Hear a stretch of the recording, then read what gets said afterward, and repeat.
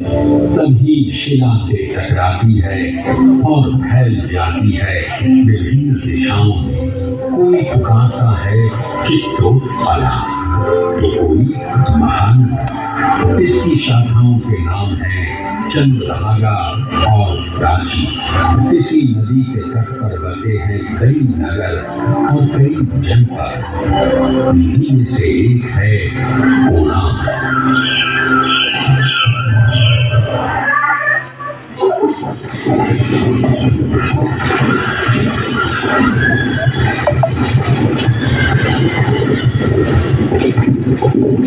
सूर्य मानव सभ्यता का आदि ईश्वर है, जगतचर्या का प्रतीक है। ऋग्वेद में इसकी चर्चा इसी रूप में होती है।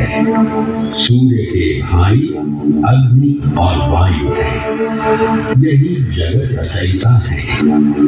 वो रथ पर सवार होकर आते हैं। रथ प्रतीक है इस ब्रह्मांड का। उसके पहिए समय है तो प्रतीक है गति है। इसके रथ में झुके हैं 7 घोड़े, सतरंगी किरणों वाले। उसके पहिए की 12 रेखाएं 12 महीने हैं। उसके चलने से मौसम बदलते हैं। सूर्य के 720 पुत्र हैं, दिन और रात के जोड़। सूर्य प्रतीक है गति का, जीवन का, इसलिए वो आराध्य है। आदिम सभ्यता स्वयं को उसी का अंश मानती आई है। ईसा की 9वीं सदी में केसरी रियासत के महाराजा पुरंदर केसरी सूर्य के परम उपासक थे। उन्होंने कोणार्क जनपद में पहला सूर्य मंदिर बनवाया।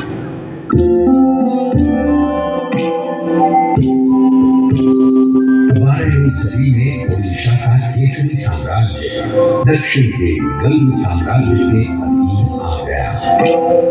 इसी साम्राज्य के महाराजा अनंत भीम तृतीय ने जगन्नाथ मंदिर का निर्माण पूरा कराया, जिससे शुरुआत अनंत वर्मन चोड़गंग देव ने की थी।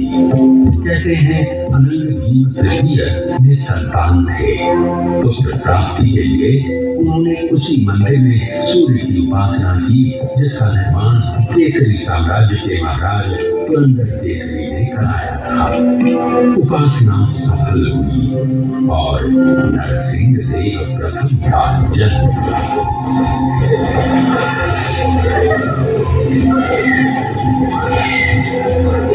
नरसिंह देव, जिनका शासनकाल 1238 से 1264 तक रहा, उनमें अपने पिता अनंत भीम के तमाम गुण थे।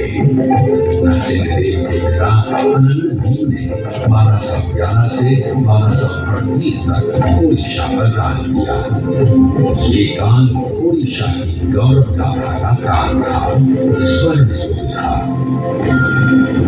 ये वही काल था जब मुस्लिम शासक तेजी से अपने साम्राज्य का विस्तार कर रहे थे। कश्मीर और ओडिशा को छोड़कर देश का अधिकांश भाग मुस्लिम शासकों के अधीन हो गया था।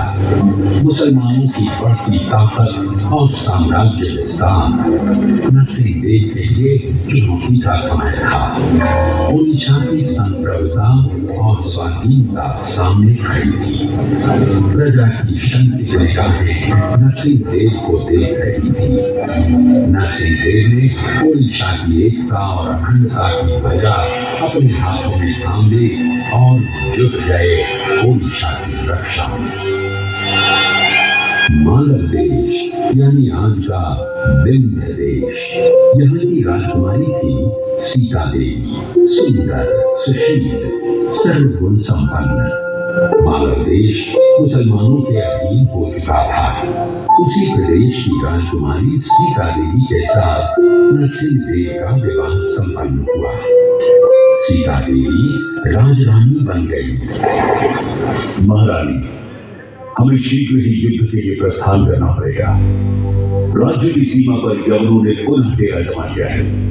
तो खान उत्कल को पराधीन बनाना चाहता है, लेकिन उत्कल किसी पर आश्रित नहीं है। गंग साम्राज्य की रक्षा के लिए मेरे प्राणों की भी आहुति जाती है, तब भी मैं पीछे नहीं हटूंगा। तो खान उत्कल पर हमले के बहाने ढूंढ रहा है। यवनों को हमेशा के लिए पीछे खदेड़ना पड़ेगा। इस बार उत्कल के वीर आत्मरक्षा के लिए युद्ध नहीं लड़ेंगे। इस बार हम आक्रमण करेंगे। उत्कल के विजय की प्रार्थना करते आए। उत्कल के विजय की प्रार्थना। जिसका नाम नरसिंहदेव है और जो सेवक है जगन्नाथ के, उसकी कभी पराजय नहीं हो सकती। जाइए महाराज, विजय पथ आपकी राह देख रहा है। भयंकर युद्ध हुआ। मां कांख नदी खून बहा।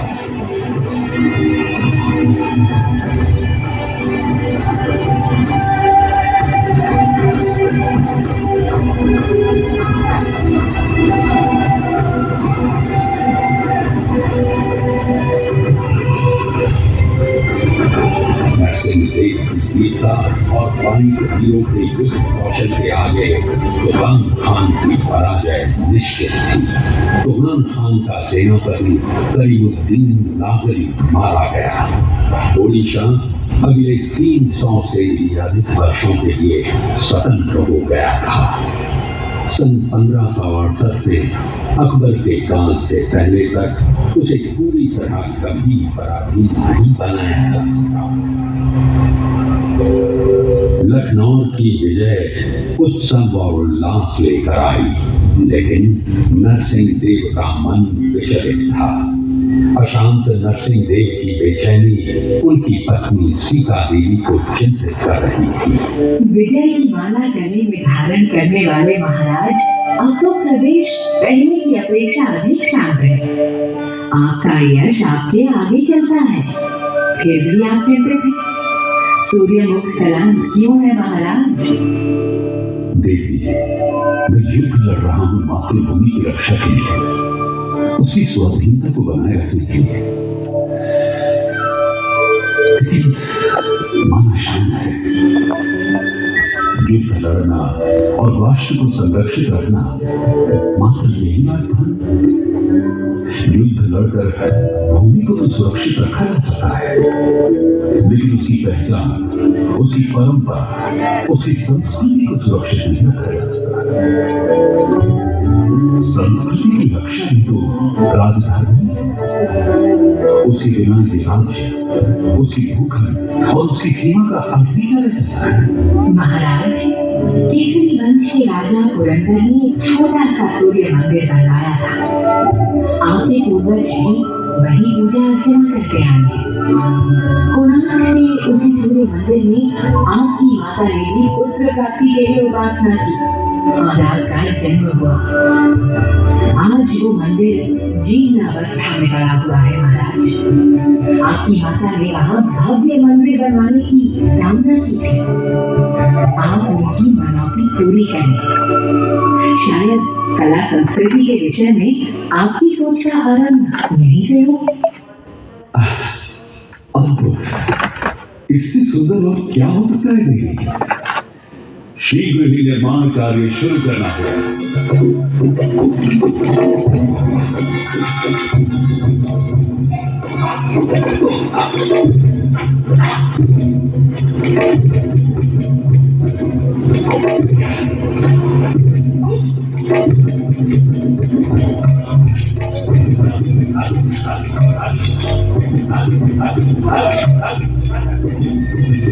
निर्माण योजना पर कार्य रूप दिया जाने लगा। मंत्रियों और शिल्पियों के साथ सलाह मशवरा शुरू हो गया। ओडिशा के वास्तुकार मंदिर निर्माण में सिद्ध थे। ईसा की 7वीं सदी से अब तक ओडिशा के शिल्पी उमदा भवनों और मंदिरों का निर्माण करते आए थे। ओडिशा के अलग अलग प्रांतों से कारीगर बुलाए जाने लगे। मंत्री शिवेरी सामंतराव महापात्रा को योजना का कार्यभार सौंप दिया गया। उधर सीमा पर फिर से युद्ध छिड़ गया था। सुल्तान इल्तुतमिश ने इख्तियारुद्दीन उज़्बेक को गौड़ प्रदेश का शासक बना दिया था। एक तरफ कोणार्क में मंदिर निर्माण का कार्य चल रहा था, दूसरी तरफ सीमा पर युद्ध। नरसिंह देव ने बांकुड़ा और हुगली के इलाके जीत लिए। कोणार्क का सूर्य मंदिर नरसिंह देव की विजय का प्रतीक बन गया। कारीगर उत्साह से भर गए। बेजान पत्थरों में जान डाली जाने लगी। शैली हथौड़े की चोट से वीरान कोणार्क जीवंत हो उठा।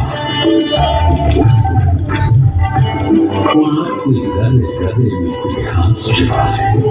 हर शिला अपनी ही कथा कहती नजर आती है। सच है या झूठ ये तो किसी को पता नहीं, लेकिन ये बतानी जरूर है। इससे कहानियां तो उसी की बनती हैं जो श्रेष्ठ होता है। तो इन किस्से कहानियों से ये जरूर पता चलता है कि कोणार्क श्रेष्ठ है। द्वापर युग था। श्री कृष्ण की 8 पटरानियों में से जानवंती के गर्भ से जन्मे सांब। सांब रूपवान थे, अपने रूप पर उन्हें गर्व भी था। एक दिन ब्रह्मर्षि नारद पधारे। अपने रूप में मदमस्त सांब उनका अपमान कर रहे थे। दुष्ट नारद ने कृष्ण से ये कह दिया कि तुम्हारा पुत्र सांब गोपांगनाओं के साथ प्रणय क्रीड़ा में लीन है। क्रोधित कृष्ण सांब को ढूंढने निकले।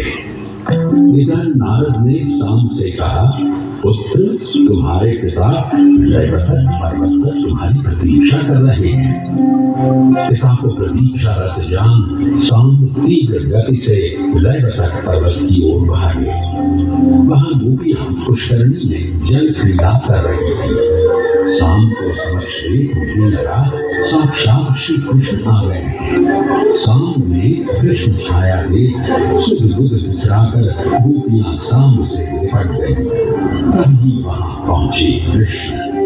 सांब को गोपियों के आलिंगन में देख क्रोध से भड़क उठे। अरे नराधम द्वीप, तू महापातकी है। मैं तुझे श्राप देता हूं। जिस रूप के अहंकार में तू डूबा है, तेरा वो रूप नष्ट हो जाए। तेरे रूपवान कुष्ठ से आ जाए। पिता के शाप से सांब को कुष्ठ हो गया। नारद के प्रति हुए अपमान का उन्हें आभास हुआ तो वे नारद के पास पहुंचे। नारद ने उनकी दशा देखी और द्रवित होकर शाप मुक्ति का उपाय बताया। तुम भारत के पूर्वी तट पर मैत्रेय वन में जाकर सूर्य की उपासना करो। उनकी कृपा से ही तुम रोग मुक्त हो सकते हो। सांब चंद्रभागा नदी किनारे मैत्रेय वन में जाकर सूर्योपासना में लीन हो गए। उनकी कठोर साधना से प्रसन्न हो सूर्य देव ने उन्हें रोग मुक्त कर दिया। रोग मुक्त सांब ने चंद्रभागा नदी में डुबकी लगाई। वहां उन्हें पत्थर की बनी सूर्यदेव की मूर्ति मिली। उन्होंने मंदिर बनवा वहीं उसकी स्थापना कर दी। सांब की वो साधना भी आज कोणार्क मठ के नाम से जानी जाती है। और आज भी देश के विभिन्न हिस्सों के कुष्ठ रोगी रोग मुक्ति की कामना के लिए यहाँ आते हैं। ये कथा है सांब पुराण की। पौराणिक है। उड़ीसा के जनमानस की कथा है। इतिहास का इससे कोई सरोकार नहीं है। कोणार्क निर्माण में कितना समय लगेगा, कितने कारीगर काम करेंगे, कितना अर्थ व्यय होगा, सारा हिसाब लगाया जा चुका था। ब्रह्मवर हरिचंदन आय व्यय की देखभाल कर रहे थे। पुरी से 19 मील उत्तर पूर्व पदमपुरा गंड नामक पुष्करणी को भरकर मंदिर बनाने का फैसला ले लिया गया। ओडिशा के विभिन्न इलाकों से चुन चुन कर कारीगर बुलाए गए। दूर दूर के पहाड़ों से पत्थर लाए जाने लगे। चित्रकोंडा, माकंडा, रेगेड़ा, श्वेत, श्याम, किस्म किस्म के पत्थर और नील रंग का ग्रेनाइट लाया गया। नीलगिरी से नवग्रह के लिए शिला आई 642 मन की। मंदिर के ऊपर कलश स्थापना के लिए 56,000 मन का 25 फीट ऊंचा शिलाखंड जर्मान द्वारा 100 मील से भी अधिक दूरी से लाया गया। न सिर्फ इसे लाया गया बल्कि 200 फीट ऊंचे मंदिर के शिखर पर चढ़ाया भी गया। शिल्पियों का कौशल और लगन अचंभित कर देने वाले थे। कुल 1200 कारीगर लगाए गए निर्माण कार्य में काम पूरा करने के लिए और समय निर्धारित किया गया 12 वर्षों का। महाराज नरसिंहदेव स्वयं रुचि ले रहे थे निर्माण कार्य में।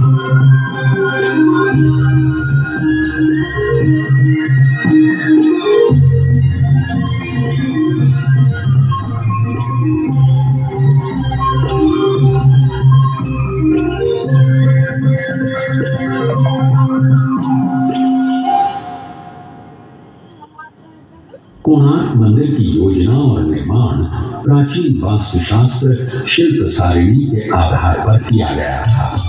इसकी निर्माण योजना को देखें तो ये लगभग वैसा ही है जैसे भुवनेश्वर का जमेश्वर मंदिर।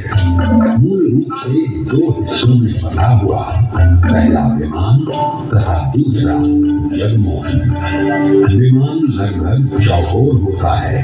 कोणार्क ठीक इसी रूप में बना है। केंद्रीय मंदिर रथ की आकृति में बना है। सूरज के साथ घोड़ों द्वारा खींचे जा रहे विमान और जगमोहन दोनों एक ही पीठ पर संयुक्त रूप से बने हुए रथ का सा आभास पैदा करते हैं। सूर्य रथ में 24 पहिए हैं और 7 दिनों के प्रतीक के साथ घोड़े रथ को खींचते नजर आते हैं। पूर्व की ओर कुछ हटकर नाट्य मंदिर बना है। मुख्यशाला और नाट्य मंदिर के बीच में अरुण स्तंभ था। मुख्य मंदिर के दक्षिण पूर्व सूर्य शक्ति छाया देवी का मंदिर है। दक्षिण पूर्व में ही कुछ दूरी पर भोग निर्माण के लिए रसोई घर बना है। सामने दोनों ओर अन्य छोटे छोटे मंदिर बने हुए हैं। केंद्रीय मंदिर और अन्य मंदिरों को घेरे प्राचीन वन है। मुख्यशाला के पूर्व, दक्षिण और उत्तर में 3 द्वार बने हैं। हर द्वार की सीढ़ियों के दोनों अपूर्व कारीगरी से बने खंभे हैं। पूर्व की ओर है सिंह द्वार, दक्षिण में अश्व द्वार और उत्तर में है गज द्वार। सूर्य के प्रकाश में भेद नहीं है। वो जाति, धर्म, संप्रदाय और देश में फर्क नहीं करता। कोणार्क का सूर्य मंदिर सर्वधर्म की जीत है। सब एक है, यही कोणार्क कला का संदेश है। कोणार्क को गौर से देखें तो वो केंद्र से एकाकार होता नजर आता है, मानो कोई ताकत उसे अपने में लीन कर लेना चाहती हो। इसके शिल्प की खासियत यही है कि ये अपनी विशालता और भारीपन के बावजूद ऊपर की ओर उठता गतिमान प्रतीत होता है। मुगल बादशाह अकबर के दरबारी अबुल फजल ने अपनी किताब आईन अकबरी में लिखा है, कोणार्क ओडिशा वास्तुकला का चरम है, एक जलता हुआ दिया है। पर अफसोस वास्तुकला का ऐसा अद्भुत चिराग इसके बाद ओडिशा के स्थापत्य में फिर कभी नहीं दिखा। ओडिशा के मंदिर भव्य साज सज्जा वाले मंदिर हैं। प्राकृतिक बिंबों में कमल की आकृति प्रायः हर मंदिर में मिल जाएगी। कमल जहाँ एक तरफ सूर्य को बिंबित करता है, वहीं वो प्रतीक है प्रज्ञा का, ज्ञान का, परम ज्ञान का। पत्ते और डालियों से की गई सजावट भी प्रायः सभी मंदिरों की सज्जा का अंग है। ये डालियां बिना फूलों वाली हों तो सादा डाली, फूलों वाली हों तो गेंदा डाली, पक्षी बैठे हों तो हंसा डाली। अगर डालियां आपस में रूखी गोलाकार रूप लिए हों तो फांसी लता के नाम से पुकारी जाती है। कोणार्क के पहिए और चक्र की सज्जा में भी इसका प्रयोग देखने को मिलता है। उड़ीसा में मंदिरों के दरवाजों पर जबरदस्त नक्काशी देखने को मिलती है। कोणार्क मंदिर के प्रवेश द्वार पर जो झांकी उकेरी गई है वो है मनुष्य कौतुकी, जिसमें मानव आकृति अलग अलग भाव भंगिमाओं में द्वार के दोनों ओर लताओं का सहारा लिए झूलती दिखाई गई है। साथ ही कई द्वारों पर ऊपर की ओर बढ़ती लता डालियां जो मानव आकृतियां लिए हुए हैं उन्हें भी उकेरा गया है। कोणार्क मंदिर के प्रवेश द्वार पर एक और खास आकृति उकेरी नजर आती है।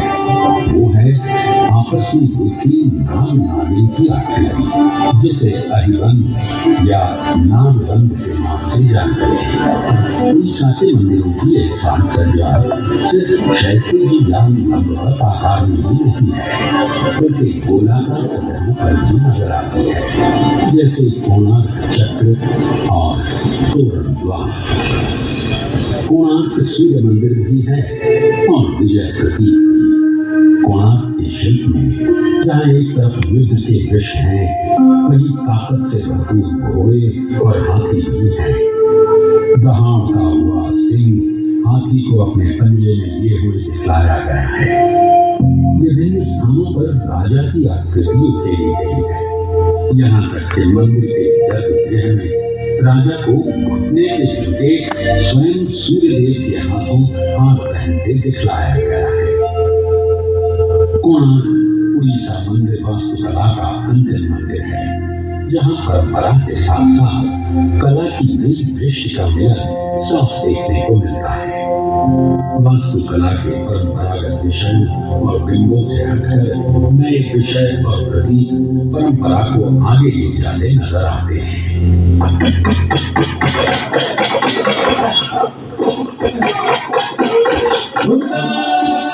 जनपद के महान शिल्पी विष्णु महाराणा प्रणाम स्वीकार करें। जन्म लेने के बाद जब से मैंने होश संभाला तब से मेरी आंखें आपको ही ढूंढती रही। आपकी शिल्प कला के बारे में सुनकर मैं पत्थरों को काटना, उन्हें आकार देना सीख गया। आप मेरे आदर्श हैं, आप ही मेरे गुरु हैं। बचपन में पिता की बाहों का झूला तो नहीं मिला, लेकिन गुरु का आशीष तो मिल सकता है ना महाराज। माथे पे आशीष का हाथ रख दीजिए विष्णु महाराज। कौन हो तुम बालक? तुम्हें देख मेरा व्याकुल और विचलित हो गया। कौन हो तुम? मैं वो बहुत नहीं बालक थी महाराज, जिसे आप जन्म से पहले ही अनाथ हो जन्म कार्य के लिए निकल गए। पिता, मैं आपका पुत्र हूँ, खलपत।